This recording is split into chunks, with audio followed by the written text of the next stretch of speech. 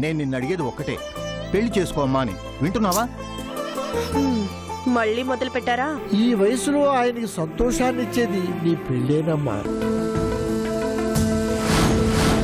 Lady inter లాంటి మన boss వెళ్తూ ఉంటే మీరు ఒళ్ళు తెలియకుండా ఉన్నారంటే మీ పని అయిపోయినట్టే.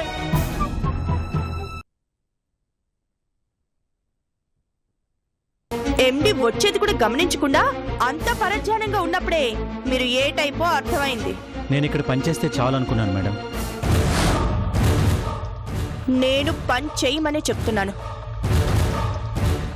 ఇది నా ఆఫీస్. ఇక్కడ మిగతా ఆఫీసుల్లాగా ఉంటే కుదరదు. ఇక్కడ చేసే పని మీదే కాదు, పనిచ్చిన యజమానికి కూడా గౌరవం ఇవ్వాలి. మళ్ళీ ఇది రిపీట్ అయిందంటే ఐ కాంట్ టాలరేట్. వెళ్ళి పని చూసుకోండి.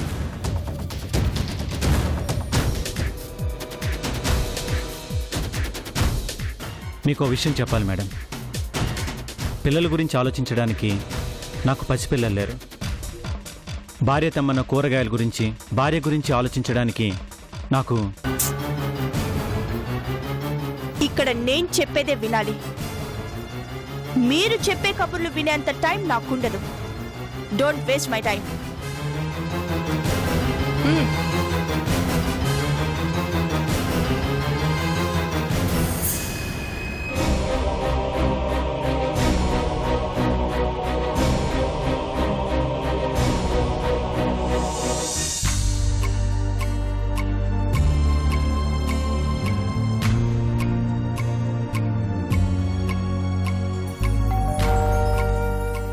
మాధవి, కాస్త చూడు.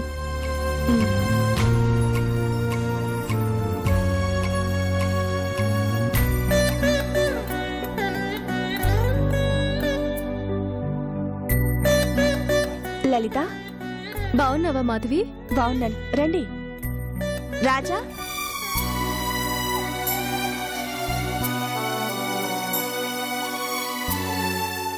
అశోక్,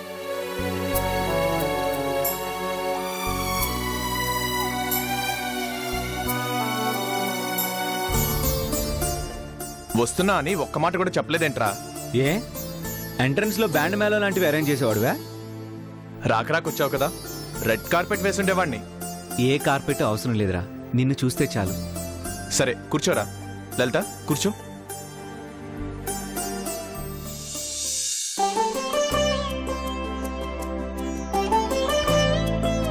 మీ ఇద్దరిని ఇలా చూడాలని ఎన్నాళ్ళ నుంచో ఎదురు చూశాను రా. ఇవాళ్ళకి నా కోరిక తీరింది. మమ్మల్ని చూసి ఆనందపడ్డం కాదు, మిమ్మల్ని చూసి మేము ఆనందపడేలా చేయరా. రేయ్, ఇన్ని రోజులు లల్లి వాళ్ళ డాడీ మాట విని చందు సంతోష్తో పెళ్లి కొప్పుకుంది.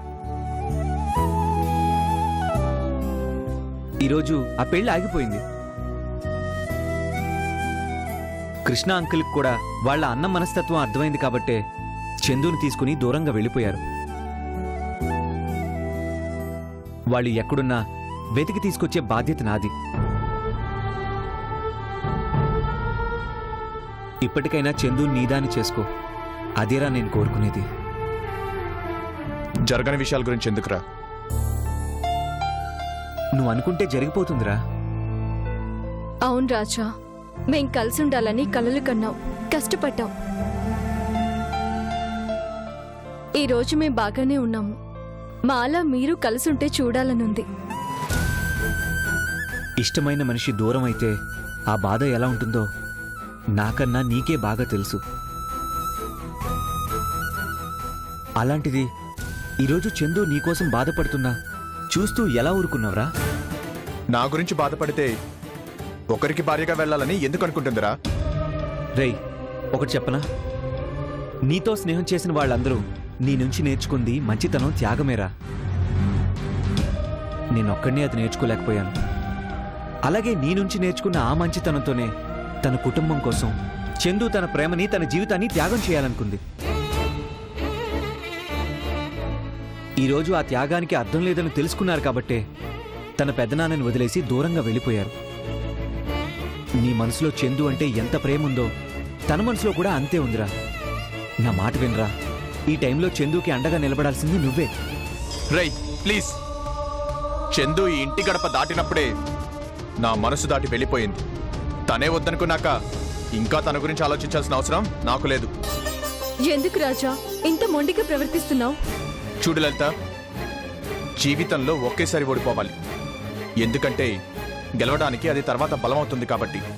ప్రతిసారి ఓడిపోతే అది బలం అవ్వదు, బలహీనత అవుతుంది. చందు చేతిలో మరోసారి ఓడిపోవడానికి నేను సిద్ధంగా లేను. రే రాజా,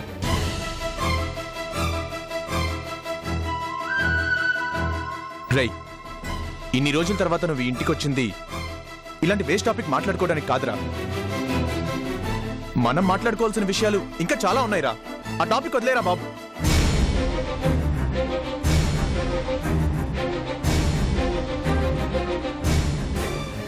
మాధవి, ఏంటి అలా చూస్తున్నావు? వీడు మన ఇంటికి ఫస్ట్ టైం తన భార్యతో వచ్చాడు. నీ చేతి వంటతో అదరకొట్టాల్సిన బాధ్యత నీదే. వెళ్ళు, వెళ్ళి త్వరగా ఆ ఏర్పాట్లు చూడు. లలిత, మీ ఇద్దరు వంట కార్యక్రమాలు మొదలు పెడితే వీడు నేను అలా కోయంబత్తూరు దాకా వెళ్ళొస్తాం. కోయంబత్తూర్ ఏంట్రా? అదేరా, మన పాత జ్ఞాపకాల్లోకి వెళ్ళొద్దాం అంటున్నా.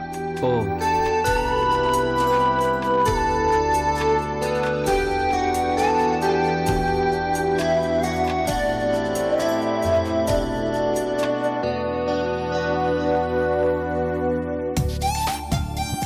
పదరా, మనం అలా లాన్లో కూర్చొని మాట్లాడుకుందాం. పద.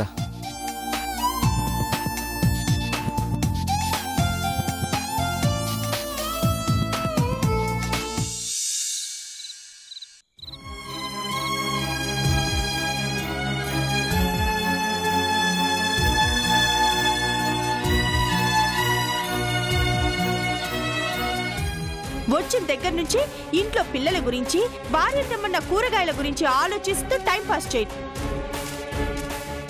అయినా నా కంపెనీ గురించి మీరు స్టడీ చేసేదేంటి? చెప్పిన పని చేయండి చాలు. ఇక్కడ చేసే పని మీదే కాదు, పనిచ్చిన యజమానికి కూడా గౌరవం ఇవ్వాలి.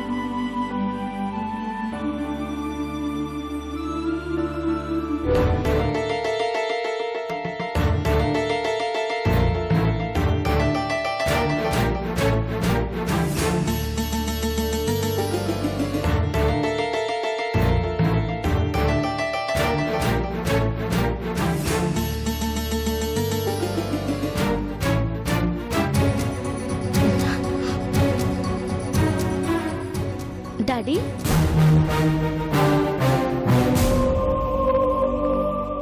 ఏమైంది డాడీ? ఈ టైంలో మమ్మీ ఫోటో దగ్గర ఏం చేస్తున్నారు? మనసు బాగాలేనప్పుడు నాకు మనశ్శాంతినిచ్చేది మీ అమ్మ జ్ఞాపకాలేనమ్మా. మనసు బాగోలేదా? ఏ? జీతం కోసం పనిచేయాల్సి వస్తుందే గాని ఆ ఆఫీస్ నాకు నచ్చడం లేదమ్మా. ఈ జాబ్ నాకు ఎక్కువ రోజులు ఉంటుందన్న నమ్మకం కూడా లేదు. అదేంటి డాడీ, ఏమైంది? మా ఎండి గారి ప్రాబ్లం ఏంటో నాకు అర్థం కావడం లేదమ్మా. మంచికి చెడుకి అన్నిటికీ ఒకటే ఎక్స్ప్రెషన్. తను మాట్లాడే విధానం కూడా చాలా కఠినంగా ఉంటుంది. అందుకే ఆ జాబ్లో ఎక్కువ రోజులు ఉంటానన్న నమ్మకం లేదు. ఆవిడకంత పొగరేంటి డాడీ? ప్రపంచంలో బిజినెస్ తనకొక్కదానికే ఉందనుకుంటుందా ఏంటి? ఏంటో అర్థం కాదమ్మా. తన స్టాఫ్తో ప్రవర్తించే విధానం ఒక నియంత శాసిస్తున్నట్టుంటుంది కానీ సాటి మనిషి మాట్లాడినట్టుండదు. అణువణువున ఆహం, ఒక నవ్వు ఉండదు. మంచి పని చేస్తే ఎంకరేజ్మెంట్ ఉండదు. అలాంటప్పుడు ఆ జాబ్ గురించి మీరు బాధపడ్డం ఏంటి డాడీ? వదిలి పారేయండి, మరో జాబ్ చూసుకోవచ్చు. ఈ రోజుల్లో ఎవరు డాడీ అలాంటి వాళ్ళ దగ్గర పనిచేసేది? అలా అనుకోలేమమ్మా. అక్కడ తనొక్కరిదే ప్రాబ్లం. మిగిలిన అన్ని విషయాల్లో బాగుంటుంది. అందుకే ఆ జాబ్ని వదులుకోలేకపోతున్నాను. అర్ధరాత్రి కూడా ఒక మనిషి తన గురించి ఆలోచించేలా చేస్తుంది అంటే నిజంగా తను చాలా బ్యాడ్ అయి ఉంటుంది డాడీ. తన గురించి మీరు సఫర్ అవ్వడం ఏంటి? వదిలేండి డాడీ. లేదమ్మా, నిన్ను బాగా చూసుకోవాలంటే ఆ జాబ్ నాకు కావాలి. నాకు తెలిసినంత మంచి శాలరీ మరో కంపెనీ ఇవ్వదు. నీకోసం ఈ మాత్రం కష్టపడలేనా? తన గురించి నీతో అనవసరంగా చెప్పినట్లున్నాను. వదిలేమ్మా. ఇప్పటికే బాగా లేట్ అయిపోయింది. వెళ్ళి పడుకోమ్మా. పదమ్మా.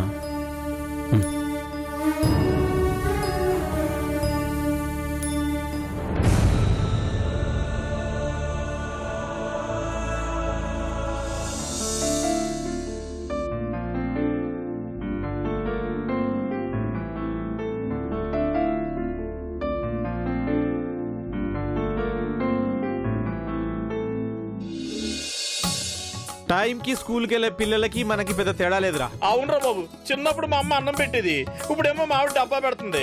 అప్పుడేమో బుక్స్ మోసేవండి, ఇదిగో ఇప్పుడు ఈ ఫైల్స్ మోస్తున్నాను. పెద్ద తేడా ఏం లేదు కానీ చిన్న తేడా ఉందిరా. ఏంట్రది? అప్పుడు బట్టతల లేదు, ఇదిగో ఇప్పుడు భలే చెప్పావురా బాబు. గుడ్ మార్నింగ్ కృష్ణ గారు. Good morning. Good morning. Good morning sir. Sir, మీరు రాగానే మేడం గారు వచ్చి కలవమన్నారు. అలాగే. Okay sir. అది మన ఆఫీసు పరిస్థితి. రాగానే పిలుపు వస్తుంది, వెళ్ళగానే పని వస్తుంది.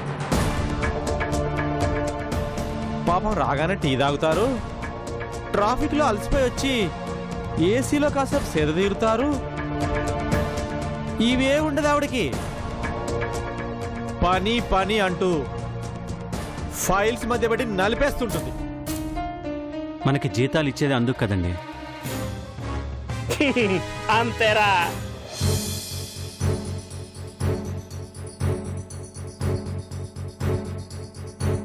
Yes madam. వచ్చారా? అర్జెంటుగా మీరు ఒక పని చేయాలి. చెప్పండి మేడం. షాపింగ్ మాల్కి సంబంధించి మీరు ఒక ఎస్టిమేషన్ వేయాలి. చేయగలరుగా?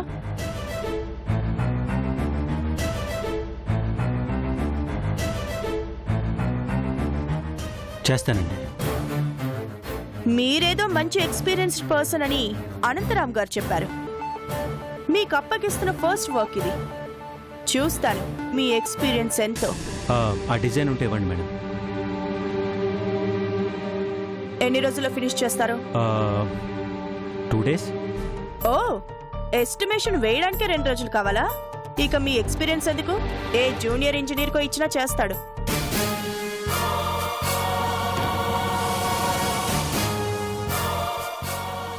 నాకు రేపు మార్నింగ్ కల్లా కావాలి.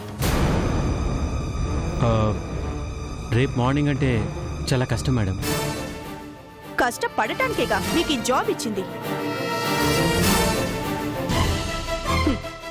మార్నింగ్ ఆ ఫైలు ఈ ఫైలు చూడడం, పక్క వాళ్ళతో కబుర్లు చెప్పటం, 12:59 అవ్వగానే క్యారేజీలు తీసుకొని బ్రేక్ అంటూ తిండికో గంట టైం తినడం, మత్తుగా మళ్ళీ సీట్లోకి రావటం, ఫైల్స్ లో మొహం పెట్టి నిద్రపోవటం, 5 అయిందనగానే బ్యాగ్ సర్దేయటం, మైండ్ స్విచ్ ఆఫ్ చేసి ఇంటికి వెళ్ళిపోవటం. అదేగా మీకు తెలిసిన కష్టం.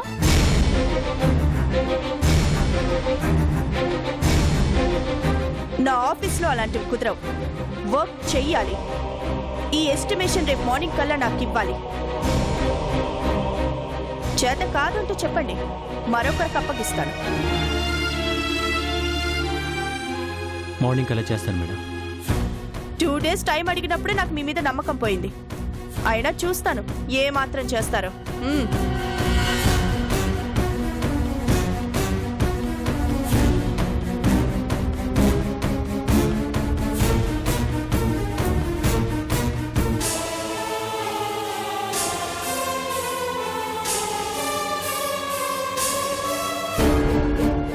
ఒరేయ్ మొహం పాలిపోయింది.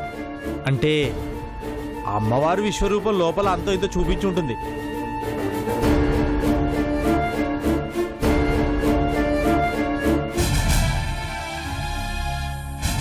ఏంటి కృష్ణ గారు ఎల్లగానే ఏదో భారీ పని అప్పు చెప్పినట్టుంది? అవును,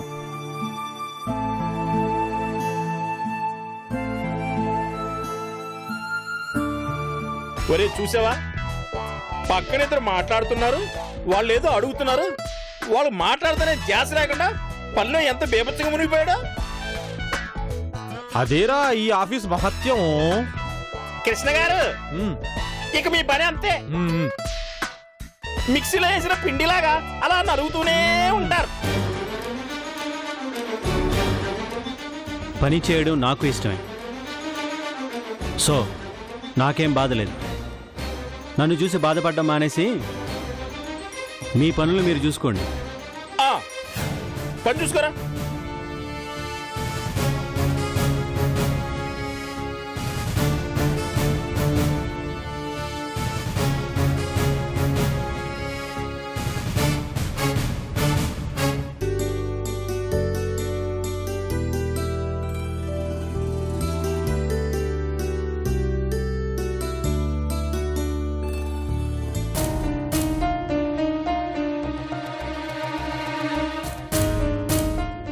నమస్తే సార్.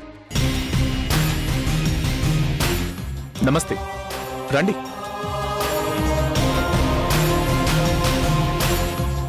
ఈయన అనంత్ గారని జయంతి గ్రూప్ ఆఫ్ కంపెనీస్ మేనేజర్ గారు.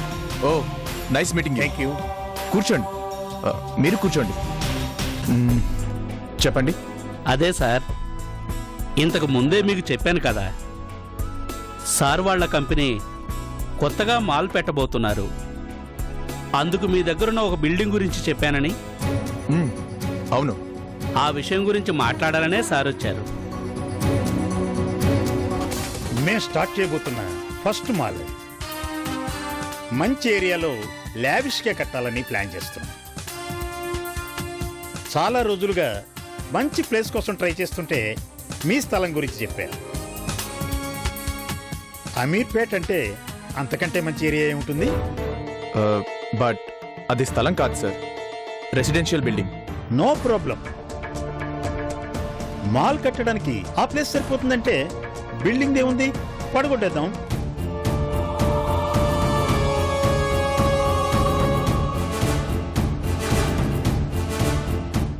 ఇదే ఆ బిల్డింగ్ ప్లాన్.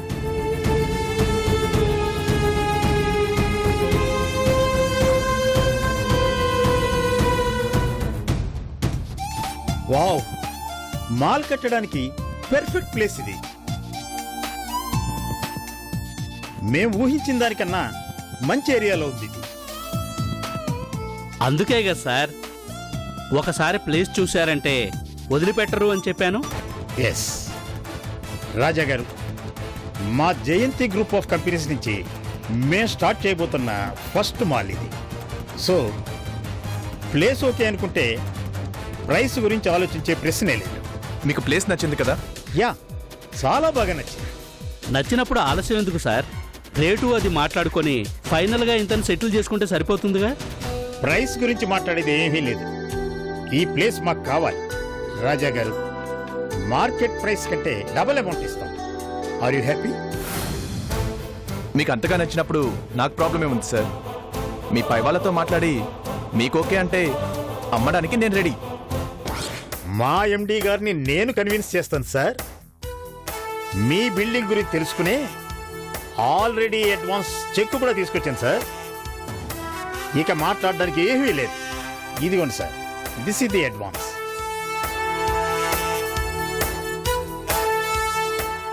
రేపటికల్లా మిగిలిన అమౌంట్ సెటిల్ చేసి అగ్రిమెంట్ చేసుకుందాం. ఇలా ఉండాలి సార్.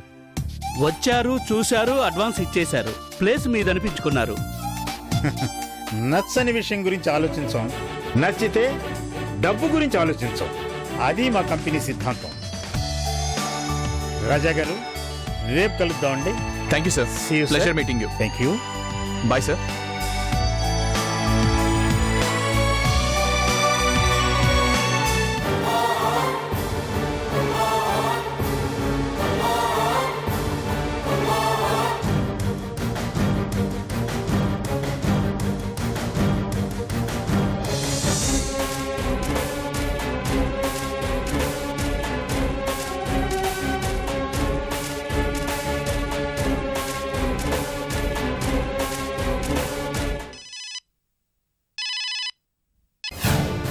చెప్పండి అనంతరామ్ గారు. Good news madam. మనం చాలా రోజులుగా మాల్ కన్స్ట్రక్షన్ కోసం ప్లేస్ చూస్తున్నాం కదా. అమీర్పేట్ దగ్గరలో ఒక మంచి ప్లేస్ దొరికింది మేడం. రియలీ? ఎస్ మేడం, మన వెంచర్కి అది పెర్ఫెక్ట్ ప్లేస్. అలాంటప్పుడు ఇంకా ఆలోచించడానికి ఏముంది, వెంటనే అడ్వాన్స్ ఇచ్చేయండి. ప్లేస్ మిస్ అవుతుందేమో అని అడ్వాన్స్ కూడా ఇచ్చేసాను మేడం. గుడ్. ఆ ప్లేస్లో ప్రస్తుతం ఒక బిల్డింగ్ ఉంది మేడం, అది పడగొట్టాలి మనం. అదెంతసేపు? ప్లేస్ దొరికింది కాబట్టి వర్క్ కొంచెం ఫాస్ట్ చేయించండి. అలాగే మేడం, బిల్డింగ్ ఫోటో డీటెయిల్స్ అన్నీ రేపటికల్లా మీ టేబుల్ మీద ఉంటాయి. ఓకే, త్వరగా అగ్రిమెంట్ వర్క్స్ అవి కూడా ఫినిష్ చేసి వర్క్ స్టార్ట్ చేయండి. ఓకే మేడం, ఉంటాను మేడం. Yeah, bye. రేయ్ పదరే వెళ్దాం. అలాగే రా.